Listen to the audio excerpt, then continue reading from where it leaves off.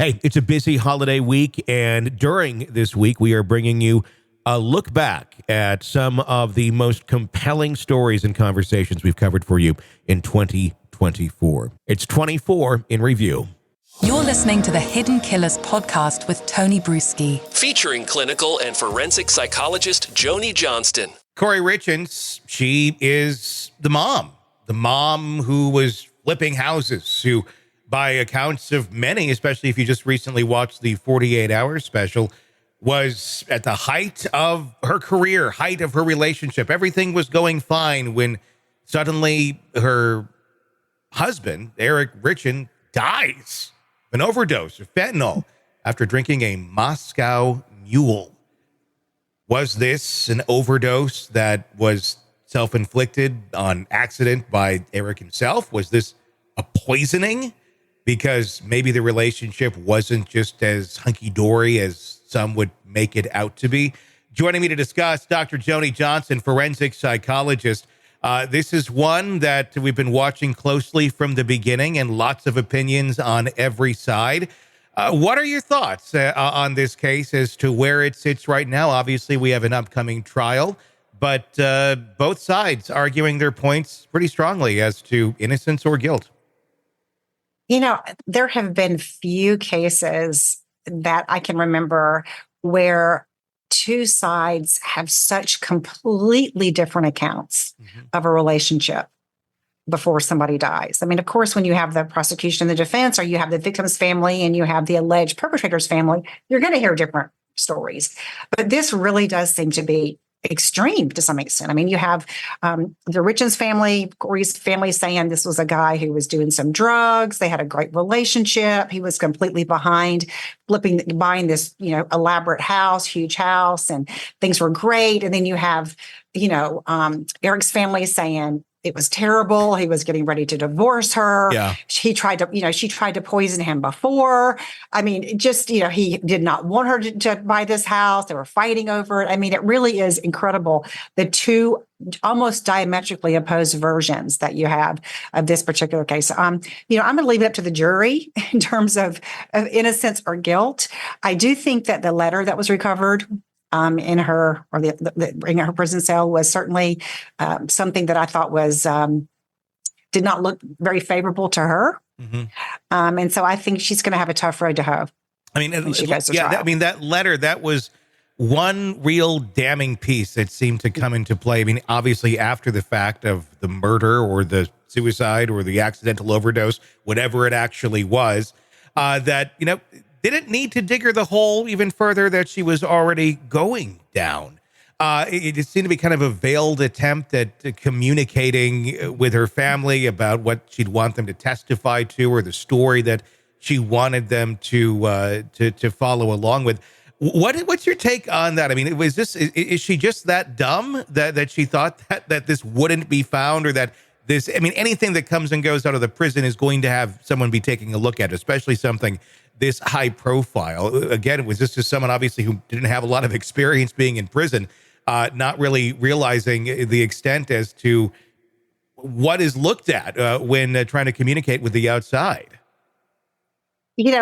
I think we've said this before to each other, Tony. It's astonishing. Yeah. It's astonishing how many times we hear recordings of prison conversations, of jail conversations, where there's bright red lights and signs that say your phone call will be recorded, and yet people just ignore that. And certainly we know that Kouri Richins is not a hardened criminal. This is not somebody with an extensive criminal record. And so, she obviously was not thinking. In terms of, her cell could be searched at any point in time.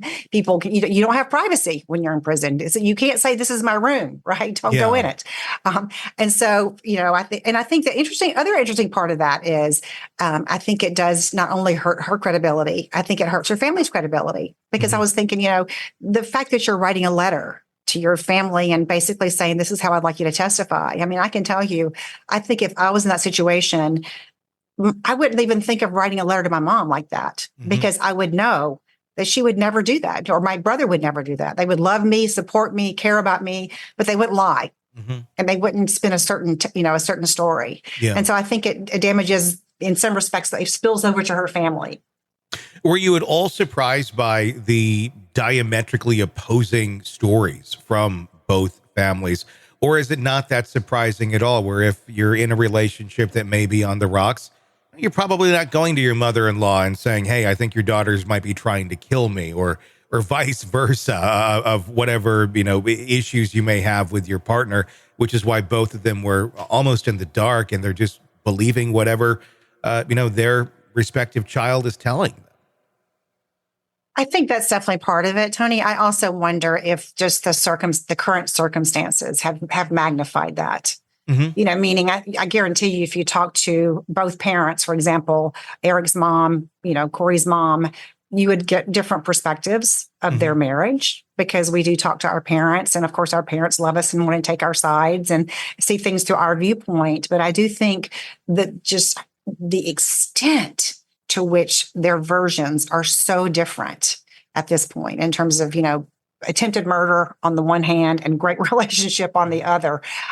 No drug use. Yes, this person was using recreational drugs, routinely. I mean, I think those things have likely been colored to some extent with the proceedings and and with Eric's murder. And that can't be easy for either side to hear the other side and reckon it with reality. Obviously, one, you're going to want to believe your daughter is innocent, that she didn't do these sort of things.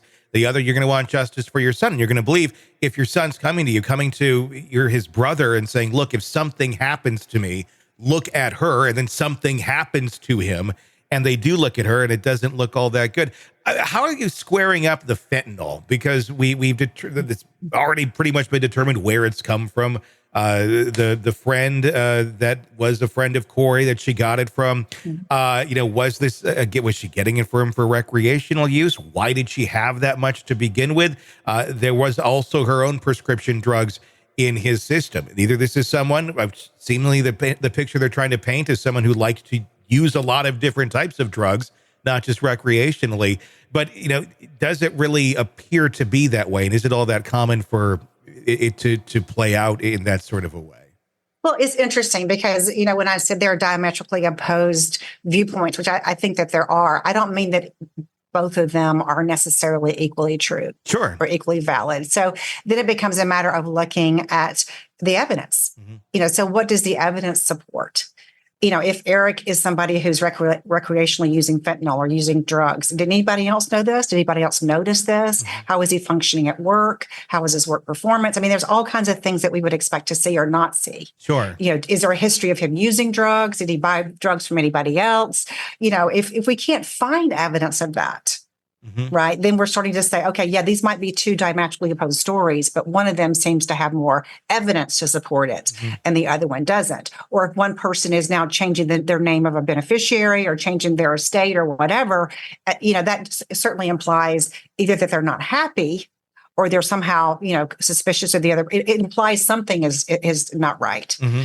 So, I think when you look at the fentanyl, I haven't heard, just based on what's kind of been out in the public, a lot of evidence that Eric was somebody who was a drug user, and that he would be somebody who would recreationally use fentanyl or would choose in any way, shape, or form to use it. Mm-hmm. And when you look at the evidence of who purchased this fentanyl, I think it starts becoming very problematic for Kouri. Do you think this is going to be a difficult one to convict her on, or there's a lot of circumstantial evidence here. Do you think there's going to be too many questions that will raise reasonable doubt at the end of the day from what we know thus far? Juries are very hard to predict, which is why I'm glad I'm not an attorney. But I think if I had to bet at this point, which I would never do, to bet on anybody's freedom, I would bet that Kouri is going to get convicted. Yeah. It'll be interesting to see what happens between now and when we actually have a trial date, what more comes out of that cell, because more continues to apparently come out. Want to listen ad-free? Want advanced access to all of our interviews before anyone else? Become a True Crime Today Premium Plus subscriber on Apple Podcasts. You get every episode commercial-free, so you can binge on true crime until you can binge no more. Search True Crime Today Premium Plus on Apple Podcasts now, or go to our podcast page and sign up now. More of the Hidden Killers podcast next.